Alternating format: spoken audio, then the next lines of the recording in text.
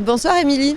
C'est une réelle volonté de la mairie de Monaco de vouloir redynamiser les marchés de Monaco et plus particulièrement celui de Monte-Carlo. C'est vrai que le marché de Monte-Carlo, en fait, il est en souffrance depuis pas mal d'années. Et donc contrairement au marché de la Condamine qui lui connaît vraiment un nouveau souffle.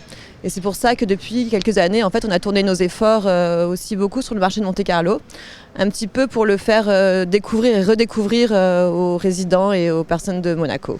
Alors qu'est-ce qui est fait justement pour lui donner un nouveau souffle comme le marché de la Condamine ? Alors déjà, on a travaillé l'année dernière un petit peu sur l'image de ce marché, sur son identité.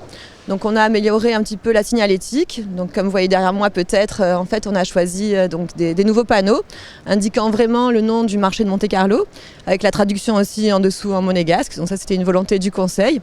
On a aussi travaillé un petit peu sur l'image en faisant une campagne d'affichage plutôt sympathique, avec des petits personnages qui sont plutôt mignons. Et du coup, cette année, on a vraiment voulu se consacrer à l'offre proposée, l'offre commerçante. Donc, tous les lundis, jeudis et vendredis, on fait appel à des nouveaux commerçants qui viennent s'installer, donc avec les commerçants qui sont là à l'année.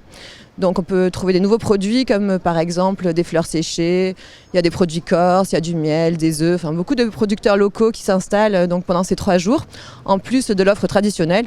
Donc justement, c'est un petit peu pour donc faire un appel donc à la population et pour justement qu'ils viennent aussi voir nos commerçants qui sont là toute l'année et qui proposent vraiment une offre de qualité.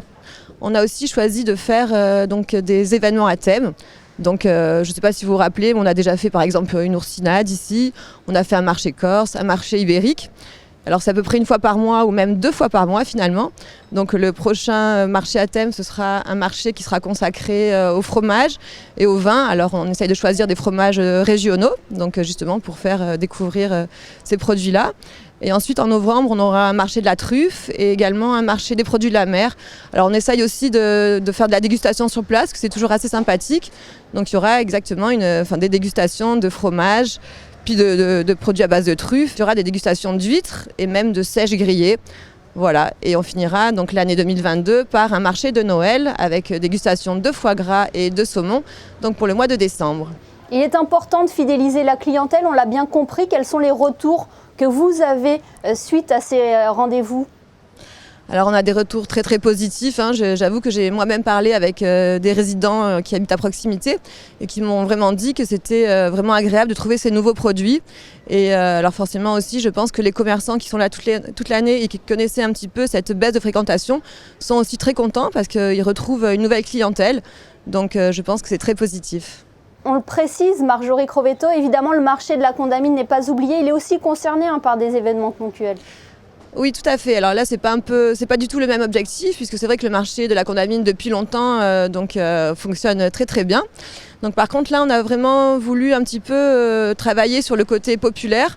Donc garder vraiment cet esprit où on peut se retrouver au marché, on peut venir en famille, donc un lieu d'échange vraiment, de rencontre.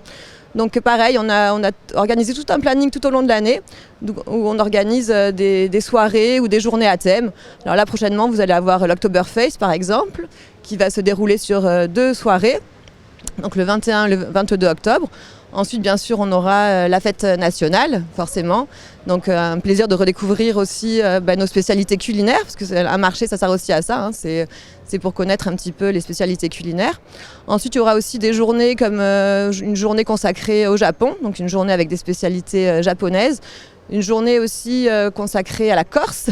Et bien sûr, donc je voulais m'arrêter un petit peu sur cet événement qui avait eu un grand succès, que j'avais trouvé vraiment ça très sympathique.